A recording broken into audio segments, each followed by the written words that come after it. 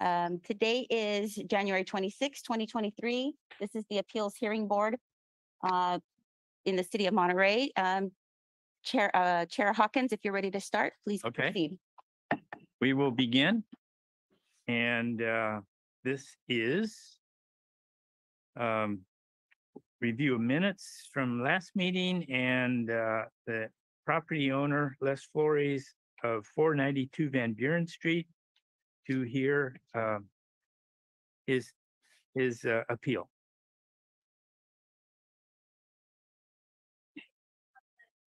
If we could have the clerk do a roll call. Sure, let's get started. Chair Hawkins. Present. Vice Chair Milich. Here. And Board Member Glenser. Here. Okay, everyone is here and present. Thank you. Okay, there are no consent items so the first matter is approval of minutes from July 25th, 2022. Any thoughts or comments from the other members? I have no comments nor anything to correct from the minutes. Okay. Me neither. Okay, thank you. Can I have a motion to approve them then? Chair, before we do that, we would need to take public comment, and perhaps before we do that, we can have the clerk give a statement on how people may participate remotely. Okay. Thank you. If you're in person, the city of Monterey is committed to safe attendance in its public meetings. Masks are required for all who attend in person, regardless of vaccination status, except for those who are younger than 2 years old or have a medical condition that prevents them from wearing a mask. We ask that attendees in the city council chambers keep their phones and devices muted to prevent audio interference and feedback with the hybrid meeting. The city of Monterey seeks to continue to offer virtual methods for public participation in meetings. If you aren't joining us in person here in the council chambers, there are 2 ways to virtually participate in this meeting. You may join the meeting directly on Zoom.gov using the Zoom app on your computer or mobile device. And you can also call into the Zoom meeting. To join the meeting on Zoom on your computer, smartphone, or tablet, use the link or phone number on the agenda at isearch.org. To call in to the Zoom meeting, dial toll-free 833-568-8864, then the meeting ID. This particular meeting is 161-512-1023. And if prompted, enter the participant ID, press pound. Detailed instructions on how to use Zoom are available at monterey.org/public meetings. To make a public comment using the Zoom app, you can virtually raise your hand by pressing the raise your hand button at the bottom of the screen.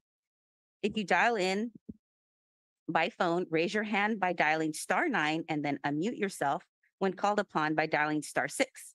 You must do both. Public commenters will be muted until it is their time to speak.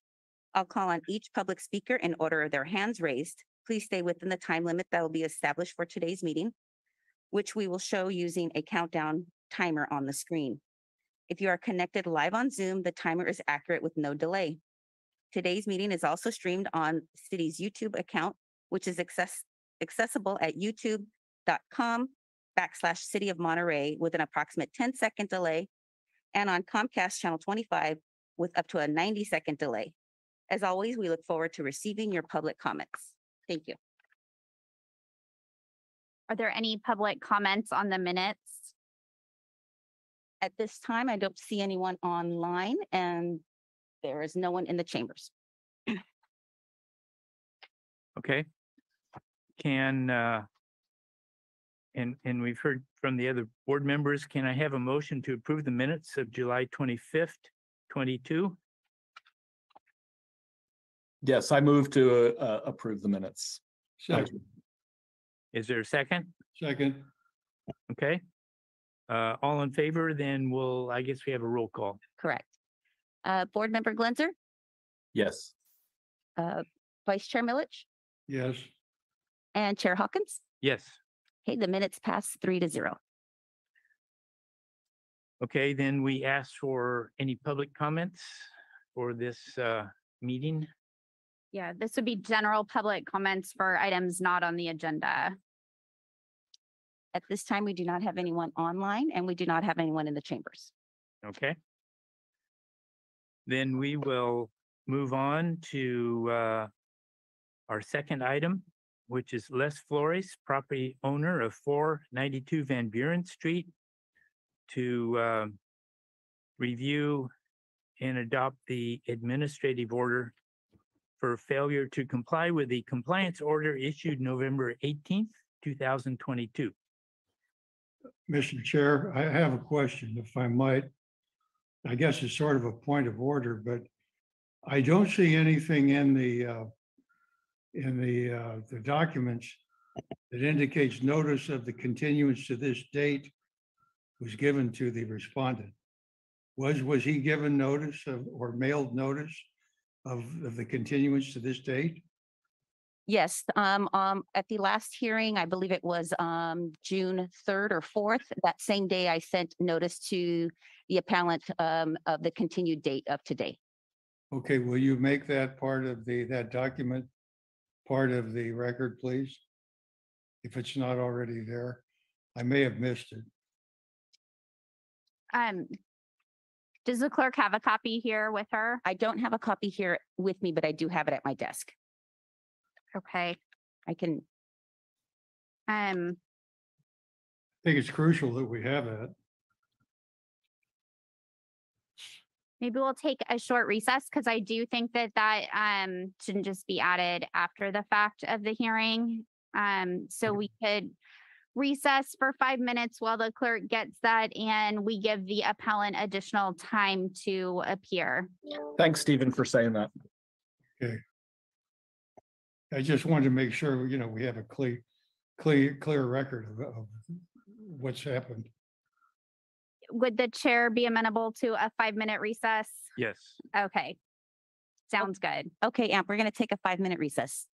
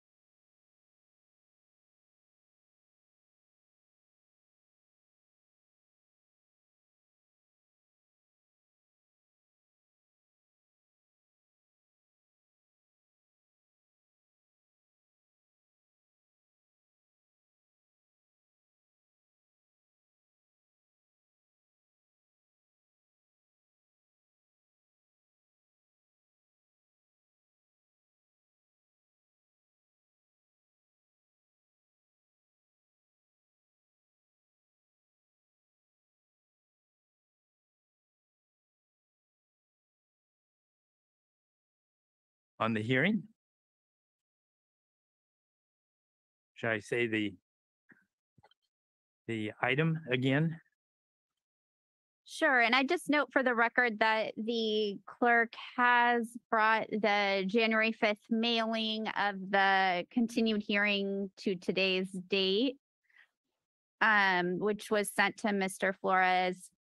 Can the clerk confirm if it was returned undeliverable or? It was not returned. I have not received anything back from the post office. Okay.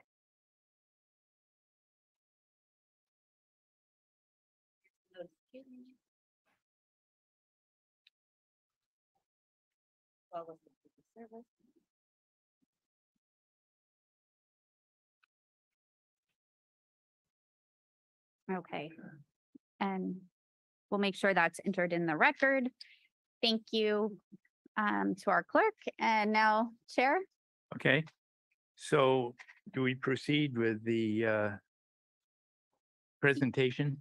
Hey, Daryl, if I could jump in, and everybody, I'm sorry, but I wanted to bring something up about maybe I have a possible conflict of interest here, possibly. And I asked the attorneys whether this is the right time to ask whether that's true or not, or should I wait? Yeah, so the chair called the item, and so if anyone has any ex parte contacts, or any other conflicts, now would be the time to bring that forward. All right, so when I looked through the board packet last night, I realized on page 15 there's a photo, and the photo is labeled Middlebury Institute of International Studies. And some of you know that I work there. I don't know why the photo was labeled that way. I don't know if the Middlebury Institute for International Studies, is somehow involved in this complaint. But if it is, as an employee, I don't think I should be part of this meeting. Thank you for bringing that forward. If I could ask staff, it appears that the property involved is 492 Van Buren Street. Yes. Has staff confirmed if that is owned by Middlebury? No, we receive these photos from city staff, in sustainability office.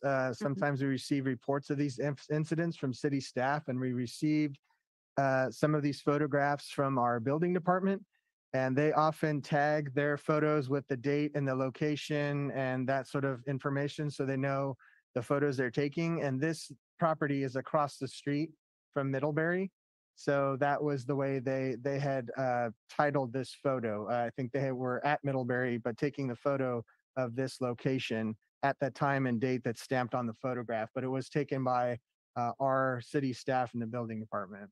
So I'd just like to be really clear on the record that Middlebury Institute for International Studies is not at all involved in this. Correct. Yeah. When we look up the city owner, the property owner, and our city GIS system that's linked to the county tax roll, it does indicate Mr. Flores is the owner.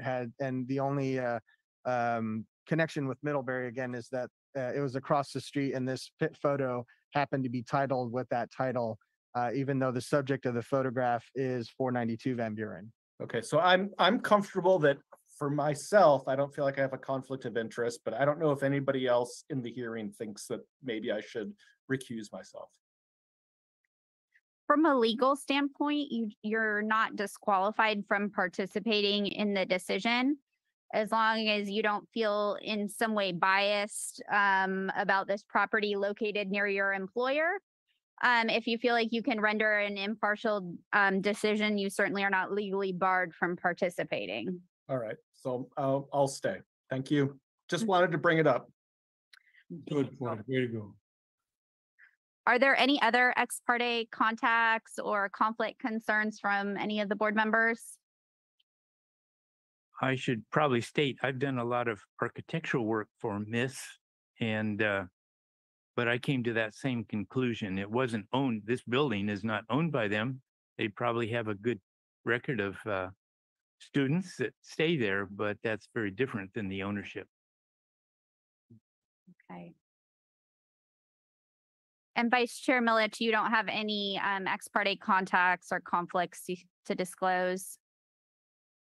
No, I do not. Okay, thank you. Yeah. And before we jump into the hearing and the presentation, I just want to state for the record that my name's Karen Salama. I'm the attorney advising the Appeals Hearing Board. I'm the Assistant City Attorney for the City of Monterey.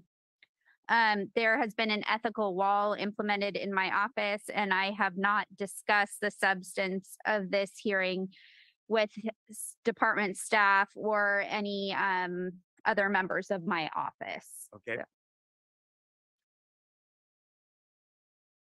Go ahead and Thank proceed. you. I'm Ted Terrasas. I'm the Sustainability Manager for the City of Monterey. I'll go ahead and get the presentation started. Let me share a screen. And hopefully we can all see this. Is everybody able to see the screen that's working out? Yes. Okay, so, and again, this is regarding the property at 492 Van Buren Street and is regarding the solid waste management and organics collection at that location.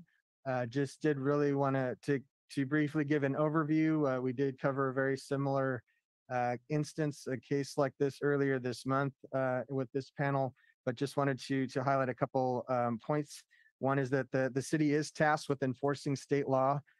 In this case, SB 1383, which is directly related to short-lived climate pollutants, or in this case, methane generated from organics waste disposal. And it actually required that the city adopt specific language into the city code, in this case, chapter 14, with regard to the implementation and enforcement of that program.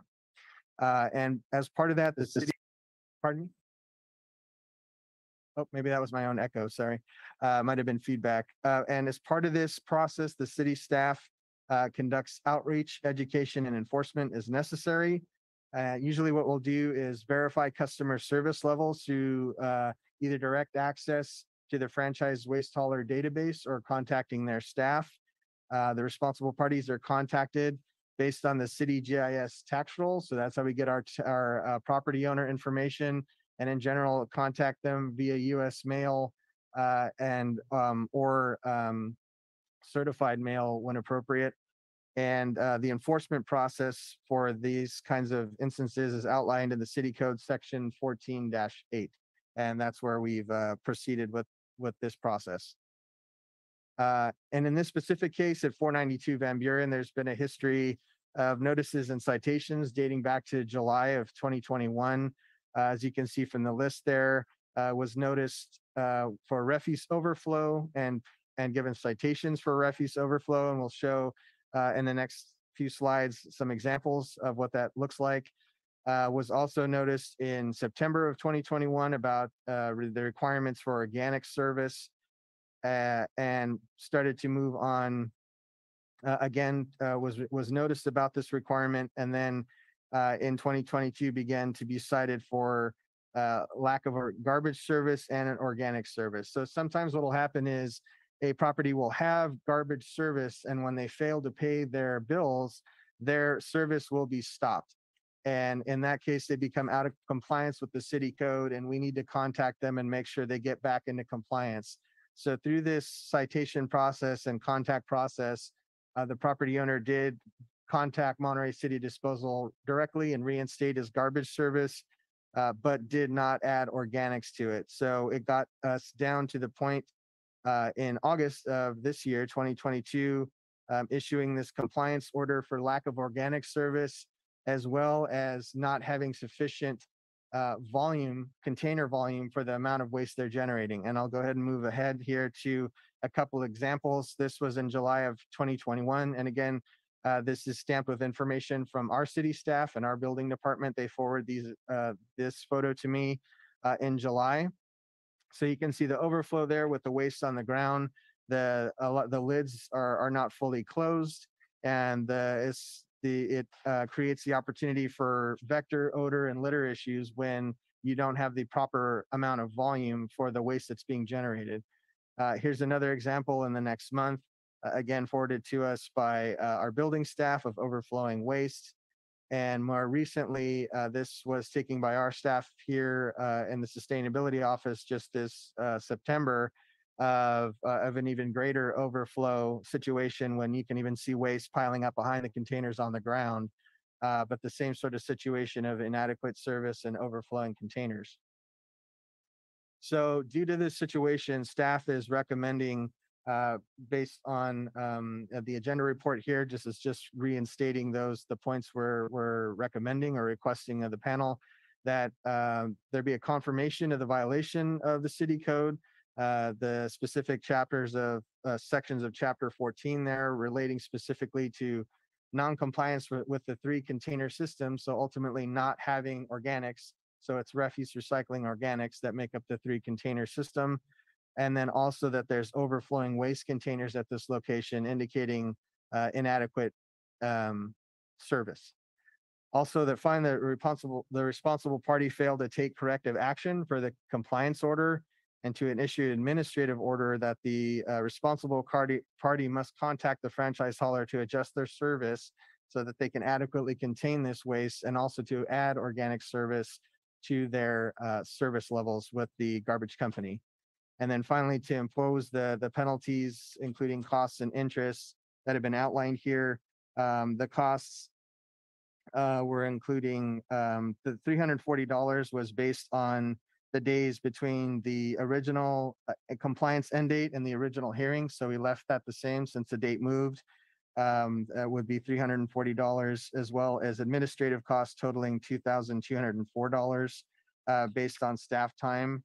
But that also, after this, if there's non-compliance with this administrative order, that the property owner there would be penalties in the amount of $50 a day for each day that continues when compliance with the administrative order isn't achieved. So that is what staff is recommending today. Okay, thank you. I would ask a question more for my information. I don't know, are there 10, 12 apartments here? Probably something like that. The total units, I believe it's at least 5. Mallory, it's over 5. Yeah. As of right, usually what we'll do is when there's more than 5 units, it kind of triggers a separation between like a residential area versus a business / multifamily. So usually once it goes over a certain threshold, or they have certain service levels, it kind of falls into the larger category. So we don't always know exactly the number of units, other than it's over 5 is really our trigger for contacting them. Okay, and the reason for that question is the tenants, it's up to the owner to notify the tenants that this is allowed and required for the organic service also. I'm sure that's hasn't happened because he hasn't even provided for the organic container. Correct. And in some instances, in some properties in the city, we'll actually be contacted by tenants letting us know in the past, that their property owner is not providing service. And that's generally what happens in these cases, is the tenants can't comply, or they can't, Right. Until the property owner provides the service and the information to them. And probably most tenants aren't even aware of this. Correct. Yeah. But that's outside the realm of this presentation, I Right. know. Okay, thank you. What's our next step? Usually we'd invite other board member questions. Oh, good. Yes, of course. So I don't have any questions, but I do think I should recuse myself at this point. And what's happened in just the last 20 minutes is I have realized that I know students who are in that property, and the appearance of some kind of conflict of interest is I just don't think that I should be voting on this. Okay, I understand and appreciate that. Any other comments? I have no questions of staff. Okay. If I may ask, if the department could confirm, because I noticed in the proposed order, it says that their premises has been in continuing violation from December 2nd through to the present.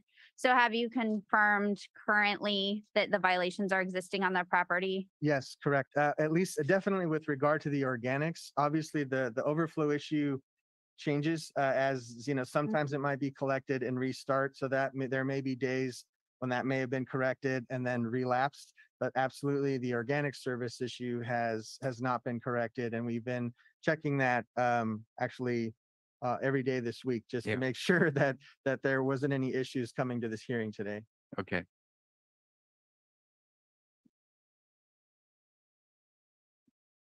Are there any other thoughts or questions of the other board members? Again, just a point of order. Should I just leave the meeting at this point? Yes, that would be my advice. I don't That's what I think, thought. yeah, technically you may be able to stay, but it would be recommended. Okay, I think. Is Okay. board member Glenzer gone? Can you see on Zoom? It does appear that he has left. Okay, Okay, so if the question section is over, we could open for public comment. good. Okay, And before doing that, I should note for the record that it is 1:45. The hearing was noticed for 1 PM and the appellant or the cited property owner has not appeared at this time. okay. Okay, with that, is there any public comment? We do not have any public comment online, and we do not have any in the chambers as well. Okay, so then we could go to board member deliberation. Okay. Well, Steve Milich and I, it's you and me. Can we go ahead and approve the report? The proposed order. Yes. Yes, I would note for the chair's consideration that it appears the dates in the order have not been updated from the prior hearing. And so, so for example, compliance action required compliance by January 20th, but now that date has passed. Right. So it probably makes sense for the board to walk through the proposed order and direct which dates you want inserted, and then we can revise accordingly should that be the board's direction you want to go. Okay, good. I don't have a copy of that in front of Oh. me. Stephen, do you want to? Okay. And I do now. Excellent. So under compliance actions, Mhm. the January 20th date should be updated to January 26th. Well, we should give them a fair amount of time after today's hearing. So I think last time, if I'm correct, staff gave approximately 2 weeks. Is that right? Because it was the hearing, first hearing this month was on the 5th and we gave till the 20th. So it was about 3 weeks, a little over 3 weeks Oh. to comply with the action of contacting the hauler. But we did give a full month to until February 5th to comply with the penalties and making payments to the city. So we gave a little bit longer for that part, Mhm. but we did initially say about a 3-week or 24 days or so limit for the property owner to contact the waste hauler. So we were initially going to shift those up by potentially the same amount of time to be consistent with the previous hearing, if Okay. that's the direction. So what would that date become? We need to figure that out and put it in. Well, for the penalty would be February 26th.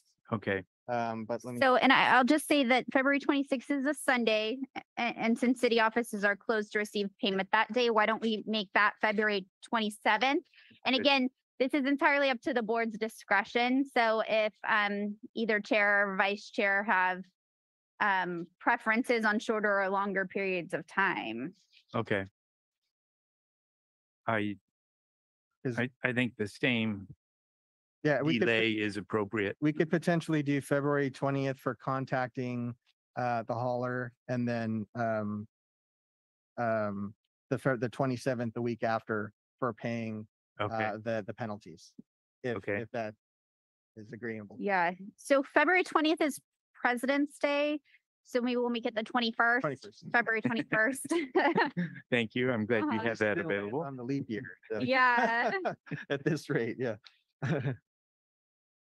Okay, so just so the clerk has clear direction, we'll change so far, the board is contemplating changing the January 20th dates, because it's referenced several times, to February 21st, and the February 5th date to February 27th. Good. That's appropriate and helpful. Is there any update on the charges that the city is being reimbursed for the additional time spent between January 8th and today? I know there was a request, as I recall, for something like $2,400. Yeah, that was to compensate the city for the staff time. The Yeah. other part of it, yeah, was the penalty portion between when the original enforcement order ended and the date of the hearing. Since the date moved from the 5th and it wasn't really the fault of the property owner, we left that amount the same, but we can also potentially adjust that if that's the pleasure of the board. And since it is still out of compliance and we are still having the hearing today, we can adjust that fee as well to include the days between the end of the original enforcement order and today's hearing.